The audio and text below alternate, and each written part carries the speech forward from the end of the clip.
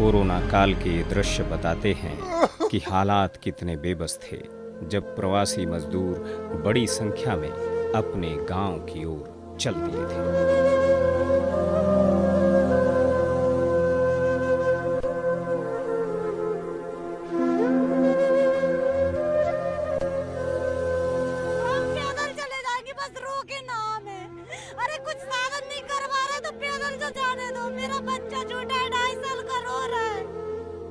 मदद की ऐसी ही गुहार लगभग देश के हर हिस्से में सुनाई दी।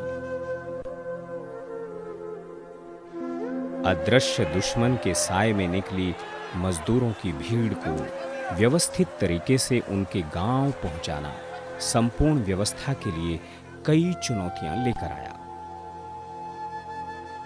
कोरोना की भयावह परिस्थितियों के बीच अपनी जान की परवाह किए बिना देश भर में सेवा भारती और राष्ट्रीय स्वयंसेवक संघ के कार्यकर्ता प्रवासी मजदूरों की मदद के लिए आगे आए।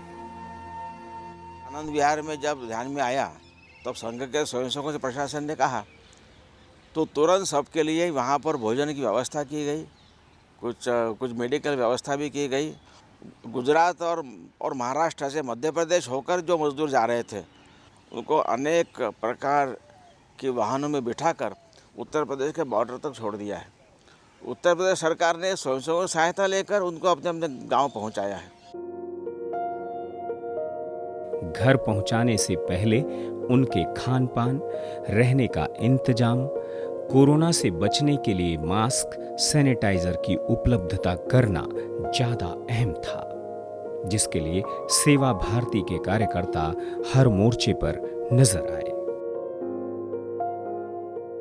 बहुत से ऐसे लोग हैं जो बहुत दूर से आए हुए हैं, उनके पास खाने की व्यवस्था नहीं थी, तो ये काम कर रहे हैं मानवता के हिसाब से बहुत ही अच्छा काम है, लोग खा सकेंगे। एक अनजान खतरे के बीच लाखों स्वयंसेवकों ने प्रवासी मजदूरों तक राहत सामग्री पहुंचाने का काम अपने हाथ में लिया। 24 घंटे लंगर चलाए गए। बहुत ही दुख की बात है कि छोटे छोटे बच्चे, महिलाएं, बच्चे, पुरुष, दिहाड़ी मजदूर, काम करने वाले वो श्रमिक वर्ग जिनको नहीं मालूम कि 2 दिन, 4 दिन, 5 दिन कितने दिन में अपने घर पहुंचेंगे। 5-5, 7-7 घंटे पैदल चलते हुए आ रहे हैं और कुछ लोग तो 5-5, 700 किलोमीटर के लिए पैदल निकल पड़े। ऐसे लोगों को रास्ते भर भोजन उपलब्ध कराना, इस प्रकार का संकल्प लेके सेवा भारती के कार्यकर्ता, राष्ट्रीय स्वयंसेवक संघ के कार्यकर्ता निकल पड़े हैं। मीलों दूर से चले आ रहे मजदूरों के लिए राहत शिविर लगाए, निशुल्क स्वास्थ्य सेवाएं दी गईं, हेल्पलाइन नंबर भी जारी किया गया। वो खबरों से बेखबर थे किंतु खबरों में थे। आपदा के इस दौर में जिंदगियां बच सकें, यही स्वयंसेवकों का पहला और बड़ा लक्ष्य था, वो भी बिना किसी जाति, धर्म, भाषा और प्रांत का भेद किए बिना। राष्ट्रीय स्वयंसेवक संघ के कार्यकर्ताओं का ये प्रयास आज भी जारी है और कल भी रहेगा।